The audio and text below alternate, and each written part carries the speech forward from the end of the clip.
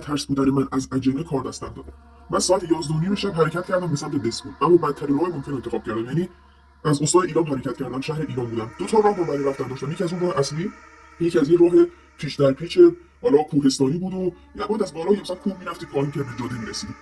مردم بومی خود مثلا ایران به من گفتن ببین این جایی که تو این راهی که تو میخوای باش بری جن داره. من گفتم آقا جن چیه؟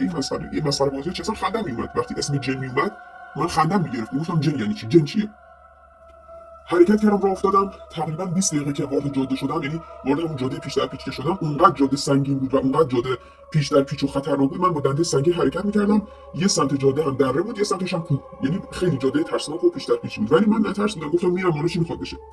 یه 20 دقیقه که حرکت کردم، خدا شده احساس کردم یکی کنار دست من سمت شاگرد نشسته. ببین انگار یکی گوش سمت راست من میگفت بیا سمت راست تو نگاه کن، گوش سمت چپ میگفت اصلا نگاه نکن. هی میگفتم خدا نگاه کنم نگاه نکنم نگاه کنم نگاه نکنم. با خودم گفتم شاید اینقدر مردم گفتن اینجا جن داره، من مثلا شاید توهمی شدم. دل زدم دریا، نگاه کردم دیدم هیچکی نیست. گفتم ببین علی داری توهمی میشی دیگه، اینقدر مردم گفتن تو که نترس بودی چه شده اینا. یه لحظه از آینه پشت سر خودم رو نگاه کردم، وحشتناکترین تصویر زندگیم رو دیدم. یعنی یه چیزی اصلا نمیتونید تصور کنید من چه چیزی رو دیدم.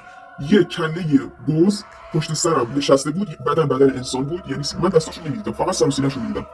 یه کله بز با دندونهای مشخص، انگار که داشت میخندید، دندوناش مشخص بود. شب تاریک، ساعت تقریبا 12 شب نشسته بود پشت سر من، دقیق پشت سر نشسته بود. از تو آینه به هم زل زده بودیم، همون فقط نگاه میکردیم. خشکم زده بود، از ترس نمیدونستم چیکار کنم. محکم فرمون رو چرخوندم سمت کوه که بخوره به کوه. دیگه اصلا نمیدونستم با چیکار کنم. ماشین کوبوندم به کوه، اینقدر محکم کوبید که سر خورد به فرمون. یعنی شاید تقریبا 30 ثانیه مثلا بود فرمون بود که با ضربه‌ای که خوردم خیلی سرم درد گرفت. بعد از چند ثانیه پیاده شدم از ماشین، نگاه کردم فقط مثلا سپر ماشین دیدم شکسته. آره زیاد ماشین نشکسته بود. سری که وقتی یادم افتاد آره چه اتفاقی افتاده، من کیو دیدم، سری پشت نگاه کردم هیچ نیست. دیگه فهمیدم که من واقعا جن دیدم. نشستم تو ماشین، دنده عقب گرفتم با سرعت نمیدونم، یعنی خدا شاهده اگه بگم 120 دروغ نگفتم. توی اون جاده‌های پیش در پیش تاریک هیچ کی هم تو جاده نبود. یعنی شاید هر از گاهی از دور یه نور خیلی مثلا کوچیک میدیدم که مثلا داره میره، در این حد مثلا میدیدم. یه دوباره چند کیلومتر که رفتم پایین‌تر خیلی ترسیده بودم. خیلی انگار مثلا یه آبادی دیدم، یه سری نور دیدم، میدونستم مثلا یه روستا اینجاست، یه روستایی آبادی هرچی هست. یه آقا رو، یه مرد میانسالی کنار جاده داشت دست تکون می‌داد که من سوارش کنم. من تو خیلی ترسیده بودم، گفتم این بومی همینجاست، من از این سوارش کنم حالا با هم حرف می‌زنیم، تنها دیگه نیستم، یه خورده ترسم کمتر بشه. این آقا رو من سوار کردم، یه موی فر داشت، موهاش فرفری بود، دقیقاً مثل سیم زرشویی، سفید مشکی، بیشتر موهاش سفید مشکی. آقا میانسال بود. این فقط سوار شد، فقط به من یه سلام داد، سوار شد، هیچ دیگه نگفت. من شروع کردم حرف گفتم این بالا الان یه اتفاق برای من افتاده، تعریف کردم. این هیچ چی نمیگفت، حتی به نگاه هم نمیکرد. فقط این چشماش هر لحظه درشتر میشدن، یعنی سایز چشماش اونقدر هر لحظه داشت بیشتر و بیشتر میشد که با خودم گفتم الان کل صورتش چشم میشه. گفتم یه صورت گوسفند، یه صورت بز داشته.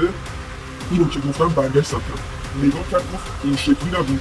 این حرف رو که زد، وقتی که گفت این شکلی نبود، صورتش تبدیل شد به همونی که دیده بودم، همون صورت بز با همون دندونا، فقط اینجا یه تفاوت داشت. زبونش کامل از دهنش بیرون اومده بود، اینقدر این زبونش بلند بود از دهنش بیرون اومده بود، آویزون شده بود، دندونا مشخص، چشما بزرگ، صورت بز، سم داشت، یعنی دستاشو من نگاه کردم سم داشت.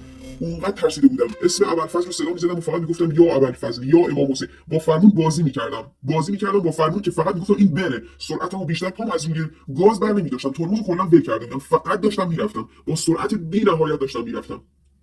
از اینجا به بعدش من دیگه یادم نیست تا زمانی که توی بیمارستان به هوش اومدم. تصادف کرده بودم، خانواده گفتن از دره پرت شدی پایین. من یک هفته، دقیقاً یک هفته کامل صحبت نکردم وقتی به هوش اومدم. بعد یک هفته شروع کردم حرف زدن.